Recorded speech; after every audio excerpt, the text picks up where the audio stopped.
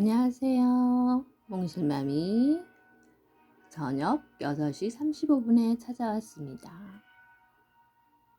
벌써 1월도 4일이나 됐어요. 언제부터인가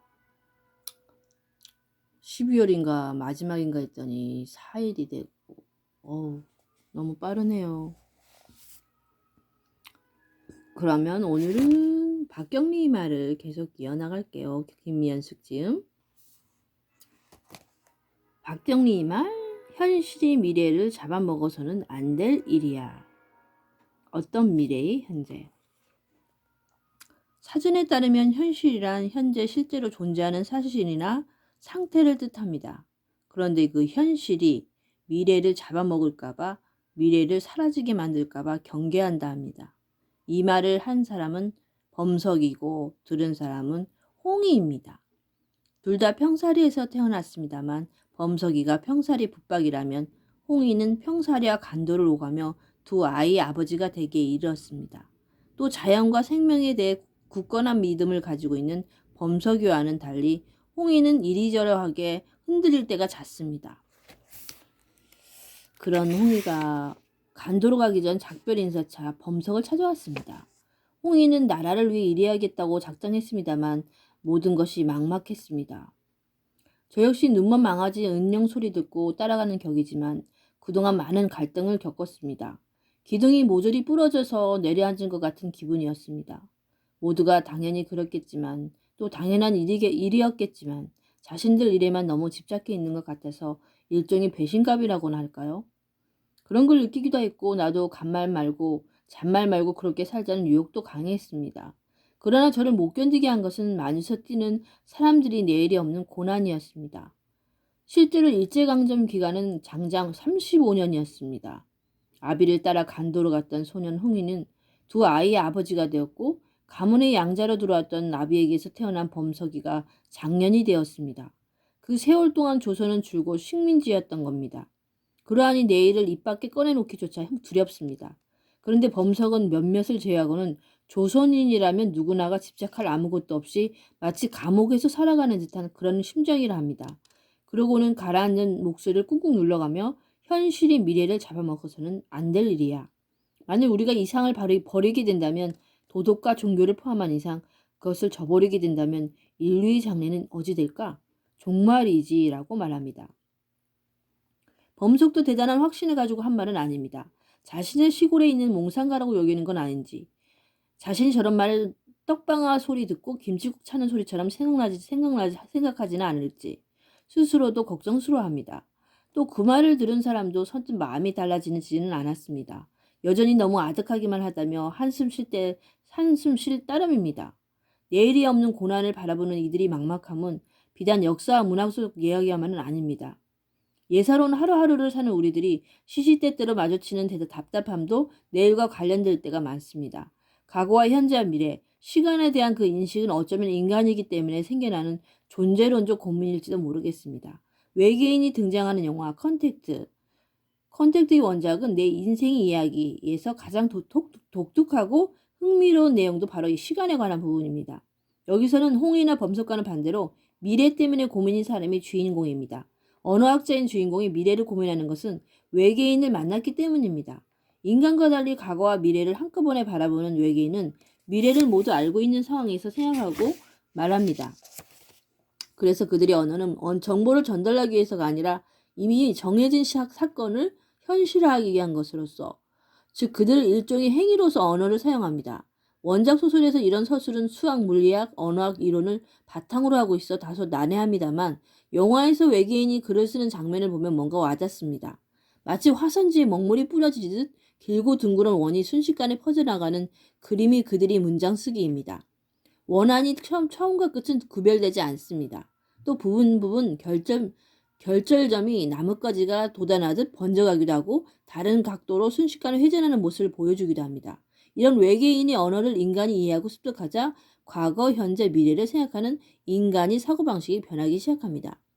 소설과 영화의 주인공인 언어학자 루이즈 펜크스는 미래에 일어날 사건, 자신이 결혼, 딸의 죽음을 알고 있는 상태에서 현재에 살아가게 되는 것이죠. 이쯤에서 소설과 영화는 우리에게 미래를 알고 산다는 것의 의미를 묻습니다. 미래를 안다면 내가 지금 어떻게 살까 하는 것입니다. 만약 홍이와 범석이 이 질문을 마주한다면 아주 놀라울 것 같습니다. 그들은 미래가 보이지 않아 답답하고 현실이 너무나 팍팍해서 미래를 전망할 수 없다고 했습니다. 그런 이들이 미래를 알게 된다면 어떤 일이 일어날까요? 다시 내 인생의 이야기로 돌아와서 외계인의 인식들을 생각해 본다면 과거와 현재와 미래는 둥근 원앙과 같은 하나가 됩니다. 따라서 과거에도 이미 미래는 존재하기 때문에 과거를 바꿀 수 있는 미래가 달라질 수도 없다는 데 이르게 됩니다. 소설이 마지막에서 주인공은 이렇게 말합니다. 나는 처음부터 나의 목적지가 어딘지를 알고 있었고 그것을 상응하는 경로를 몰랐어 라고 말입니다. 상응하는 경로를 골랐어. 마치 광선은 어느 방향으로 움직일지 선택하기 전 자신이 최종 목적지를 알고 있어야 한다. 라는 최소 작용의 원리처럼 말입니다. 그런데 여기서 목적지를 미리 알고 경로를 선택하는 것인지 가장 좋은 경로를 선택하다 보니 목적지에 도달하는 것인지는 순전히 논리적 차이일 뿐입니다. 빛이 한 각도로 수면에 도달하고 다른 각도로 수중을 나가는 현상을 생각해보자. 굴절률이 차이 때문에 빛이 방향을 바뀌었다고 설명한다면 이것은 인류의 관점에서 세계를 보고 있다는 이야기가 된다. 빛이 목적지에 도달하는 시간을 최소화했다고 설명한다면 당신은 헥타포드의 관점에서 세계를 보고 있는 것이다. 완전히 다른 두 가지 해석이다. 물질 우주는 완벽하게 양의적인 문법을 가진 하나의 언어이다. 모든 물리적 사건은 완전히 상이한 두 방식으로 분석될 수 있는 하나의 언술에 해당된다. 한 가지 방식은 인과적이고 다른 방식은 목적론적이다. 두 가지 모두 타당하고 한쪽에서 아무리 많은 문맥을 동원하더라도 다른 한쪽이 부정적 판정을 받는 일이 없다. 수학이나 물리학에서 통용되는 이런 인식은 철학자 니체에게도 마찬가지였습니다. 우리는 삶과 행위를 위해서 역사를 필요하지 삶이나 행위를 편안하게 기피하기 위해서 또는 이기적인 삶이나 비겁하고 나쁜 행위를 미해하기 위해서가 아니다. 역사가 삶에 봉사하는 만큼 우리도 역사에 봉사할 것이다. 삶에 대한 역사의 공과라는 부제가 붙어있는 니체의 에세이 반시대적 보찰2의 첫 페이지에 있는 문장입니다. 삶에 대한 역사의 공과. 그는 역사를 읽는 세 가지 방식으로 이야기합니다. 과거의 위대함을 기념하거나 기념비적 방식, 보존하고 존경하는 방식이 역사 인식, 골동부적 방식이 아니라 현재를 비판적으로 재평가하기 위해 과거의 조건들을 평가함으로써 비판적 방식 삶에 봉사하는 역사를 강조합니다. 이러한 인식을 받아들인다면 궁극적으로 미래는 과거나 현재 다음에 오는 시간이 아니라 어느 시대든 때 아닌 것으로 존재하는 시간이며 그것은 오직 오지 않은 시간이 아니라 이미 와 있고 지금도 우리 곁에 있지만 감각되지 않거나 이해되지 않은 시간일 뿐입니다. 결국 현재 실제로 존재하는 사실이나 상태 속에는 우리 과거와 미래가 함께 있는 것입니다. 현재를 살아가는 방식으로서 과거가 있고 사건을 현실화하는 데에만 미래가 있는 것입니다. 그것은 자연이 보여주는 순환의 상상력이자 진리의 상상력이기도 합니다. 이것이야말로 우리 현실입니다. 그래서 내일이 없는 고난 때문에 막막하다는 사람에게 토지는 현실이 미래를 잡아먹어서는 안 될 일이라 했습니다. 별이 가득한 하늘을 바라보던 영화 컨택트 속 주인공의 모습이 떠오릅니다. 그리고 그 현실이 미래를 잡아먹어서는 안 된다는 말 듣고 있을 홍의를 그와 겹쳐봅니다. 그리고 나는 어떤 게 현실을 살아가고 있는지 나 자신도 거기에 놓아봅니다. 나의 오늘은, 우리들이 오늘은 과연 어떤 미래의 현재로 와 있는 것일까요? 박정리의 말. 늙고 못생겼으며 난쟁이같이 볼품없는 체구, 그 어디선가 풍겨나는 당당함. 인생에는 눈에 보이는 것과 눈에 보이지 않은 것이 있다는 것을 깨달을 것이다. 눈에 보이지 않아도 당당함. 토지에 등장하는 막다리는 늙고 못생긴 아낙네입니다. 어릴 때부터 머리가 크고 목이 바싹 다가붙어 있어 난쟁이라 놀림받았습니다. 어찌어찌 이웃으로 시집가서 아들도 둘이나 낳았지만 남편이 구박과 천대는 차츰 심해졌습니다.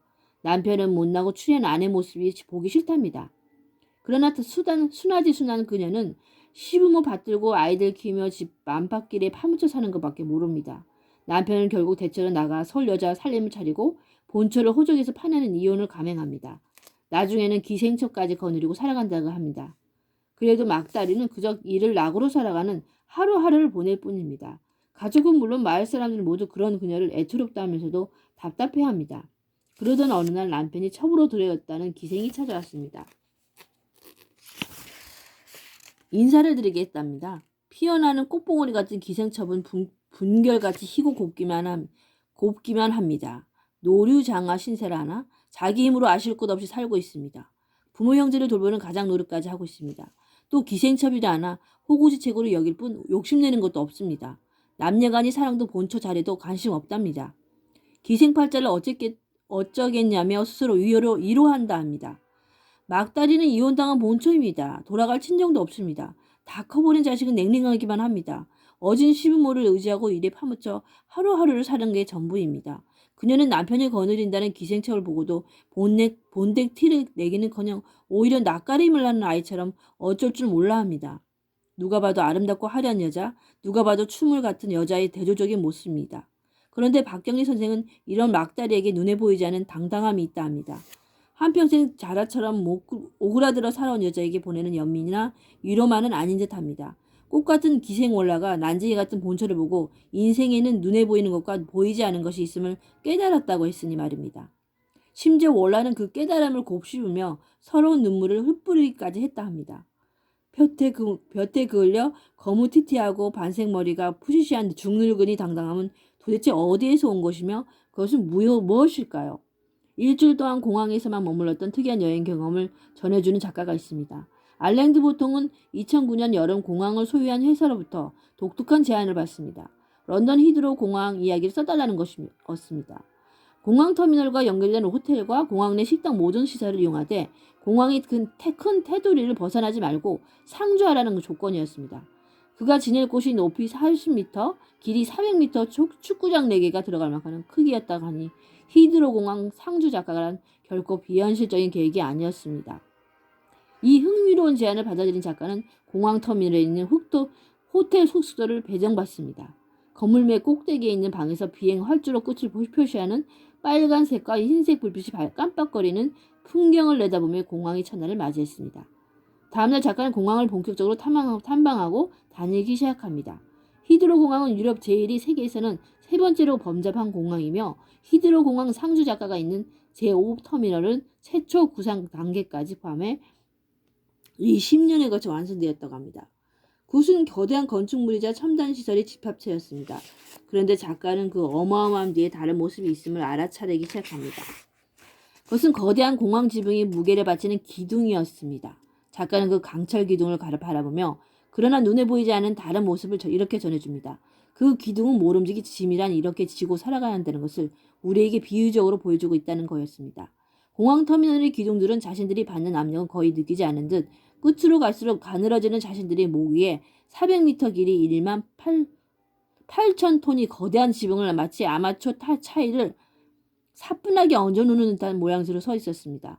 알랭드 보통은 이것이야말로 우리가 우아함이라고 부르는 아름다움이 하위 범주에 속하는 자질이며 그 앞에서 경외감마저 느꼈다고 말합니다.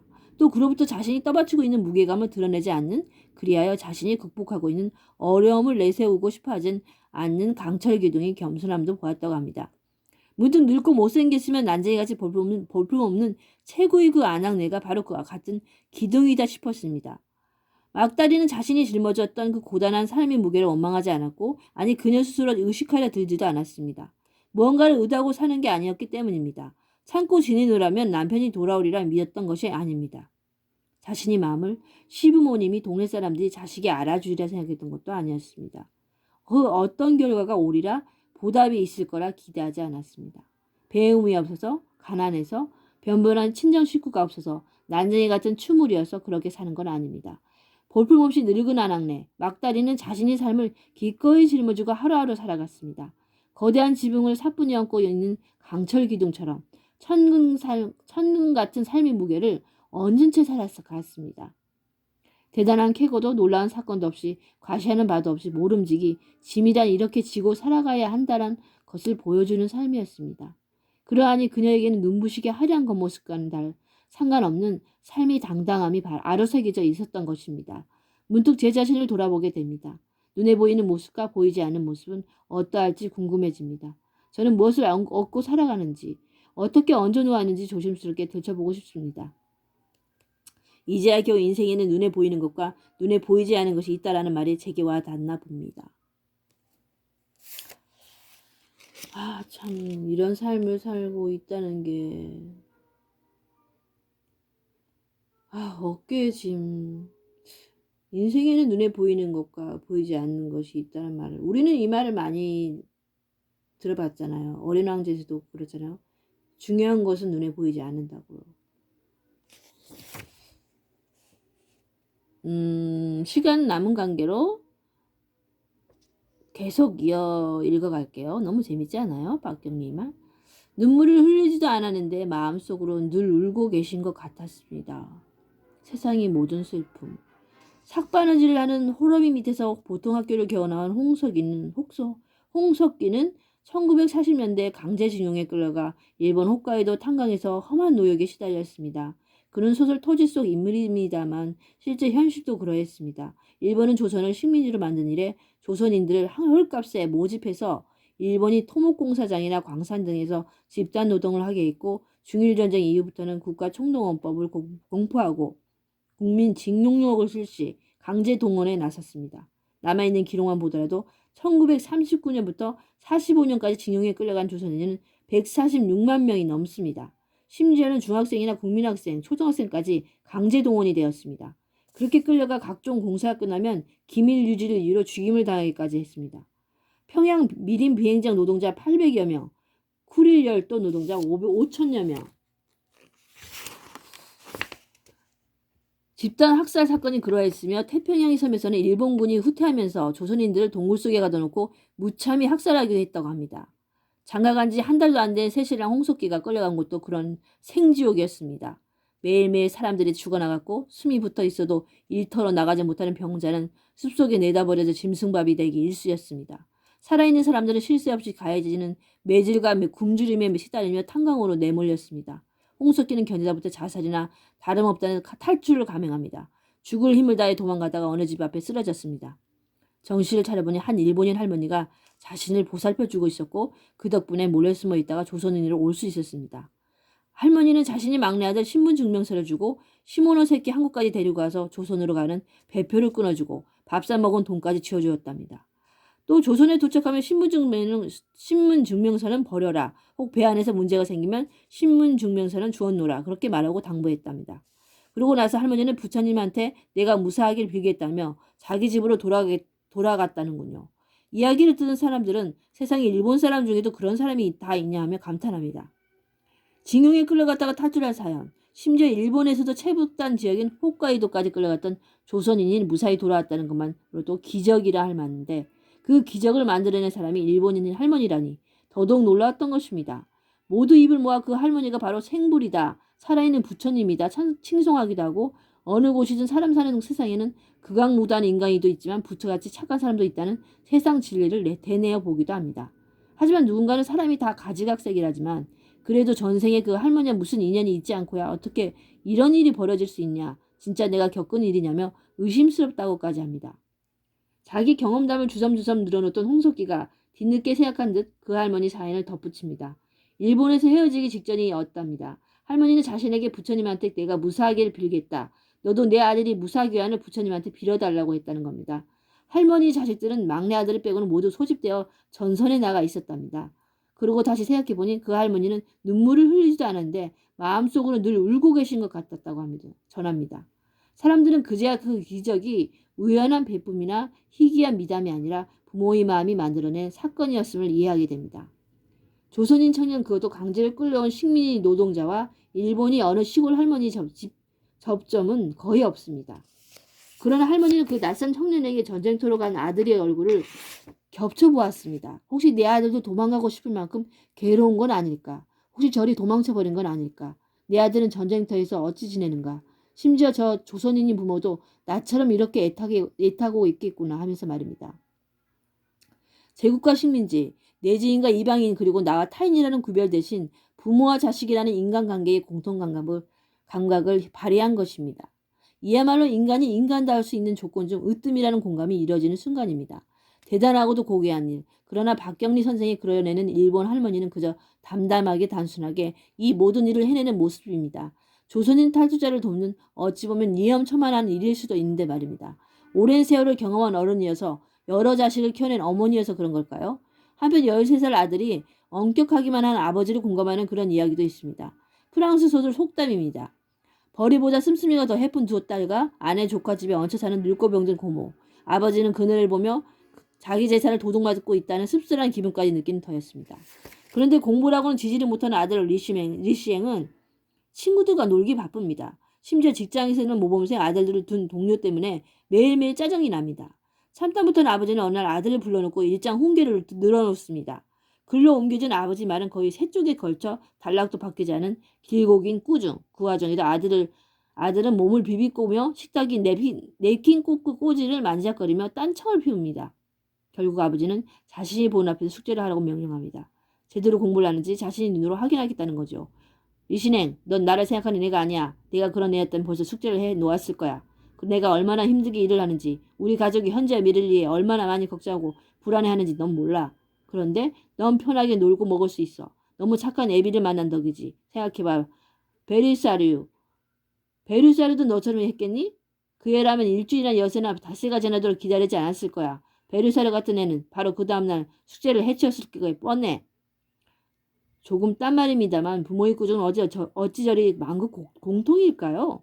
동서양을 막론하고 시대 구분도 안 될 정도로 일이 똑같다니 혹 인류 공통이 부모 어른 화법이 존재하나 싶을 정도입니다.